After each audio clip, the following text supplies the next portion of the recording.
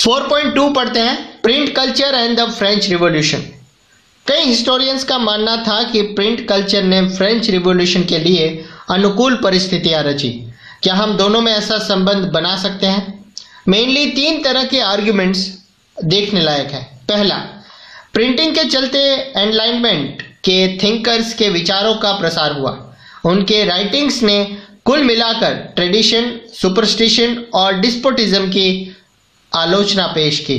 उन्होंने रीति रिवाजों की जगह रेशनलिटी पर बल दिया और मांग की कि हर चीज को तर्क और विवेक की कसौटी पर कसा जाए। उन्होंने चर्च की रिलीजियस और राज्य की डेस्पोटिक पावर पर प्रहार करके ट्रेडिशन पर आधारित सोशल ट्रेडिशन को दुर्बल कर दिया।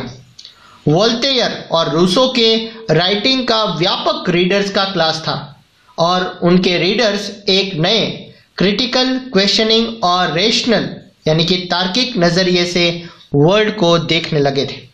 दूसरा है कि प्रिंटिंग ने डिबेट, डायलॉग के नए कल्चर को जन्म दिया। सारे पुराने वैल्यूज, इंस्टीट्यूशंस और नॉर्म्स पर आम जनता के बीच इवैल्यूएटेड और डिस्कस्ड होने का सिलसिला शुरू कर दिया। पावर ऑफ रीजन से परिचित ये नई पब्लिक आइडियाज और बिलीव्स को क्वेश्चनिंग करने का मूल समझ चुकी थी। इस तरह बनी पब्लिक कल्चर से सोशल रिवॉल्यूशन के नए विचारों का आह्वान हुआ। तीसरा है कि 1780 के दशक तक रॉयल्टी और उसकी मोरलिटी का मजाक उड़ाने वाले लिटरेचर का ढेर लग चुका था। इस प्रक्रिया में सोशल ऑर्डर को लेकर तमाम सवाल खड़े किए गए।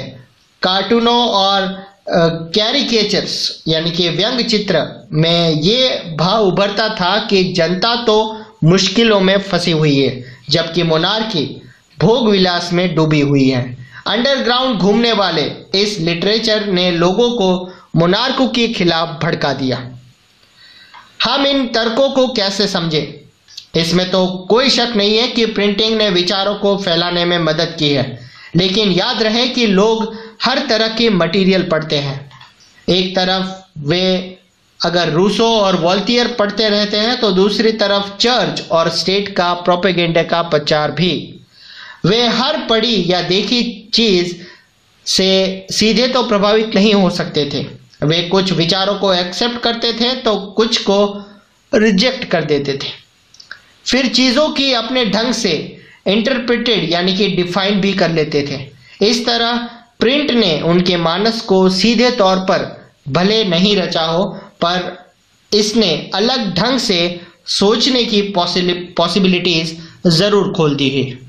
फिगर 11 देखते हैं। फ्रेंच रिवॉल्यूशन के पहले नोबिलिटी और आम लोगों के बीच का ये कार्टून 18th सेंचुरी में बना गया है।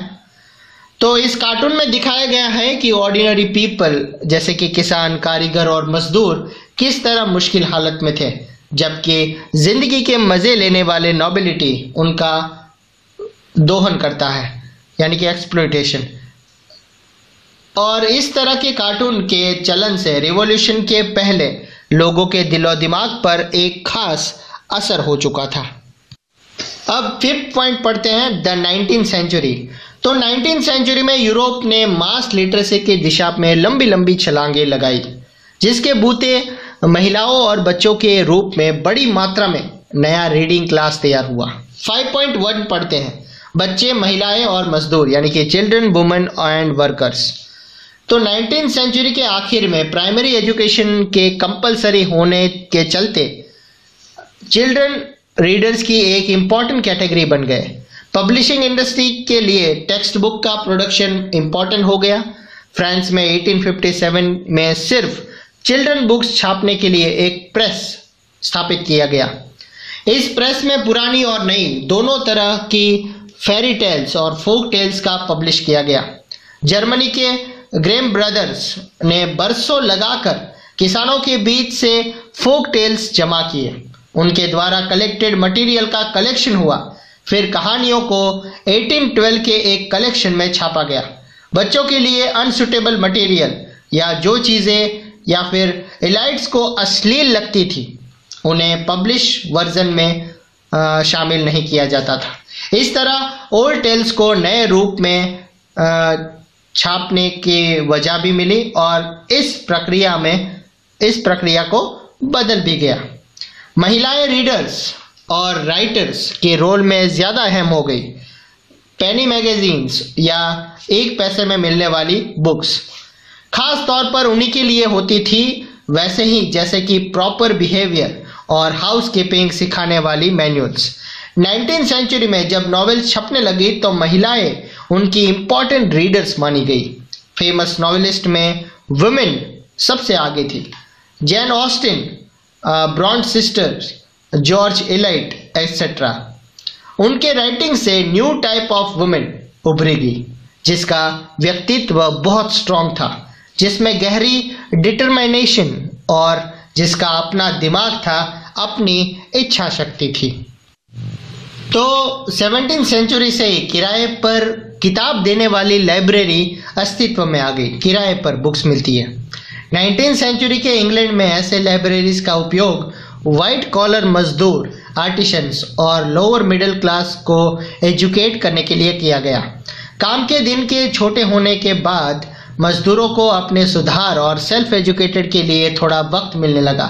उन्होंने बड़ी संख्या में पॉलिटिकल ट्रैक्ट्स और ऑटोबायोग्राफीज लिखी। फिगर 12 में आप देख सकते हैं कि पेनी या 1 पैसे में मिलने वाली मैगजीन का फ्रंटिस्पेस। पेनी मैगजीन्स का पब्लिकेशन इंग्लैंड में 1832 से 50 के बीच society for the distribution of useful knowledge ने किया। ये मेनली वर्किंग क्लास के लिए ही थी। बॉक्स 3 पढ़ते हैं। यॉर्कशायर के एक मैकेनिक थॉमस वुड ने बताया कि वो पुराने न्यूज़पेपर खरीदकर शाम के वक्त आग की रोशनी में पढ़ता था, क्योंकि उसके पास मोमबत्ती के लिए पैसे नहीं थे। गरीबों की आत्मकथा से हमें पता चलता है कि वो कितने मुश्किल हालात में पढ़ने के लिए जद्दोजहद उठाते थे। 20वीं सेंचुरी के Russian revolutionary author Maxim Gorky की माई चाइल्डहुड और माई यूनिवर्सिटी इन संघर्षों की कहानियां आप देख सकते हैं।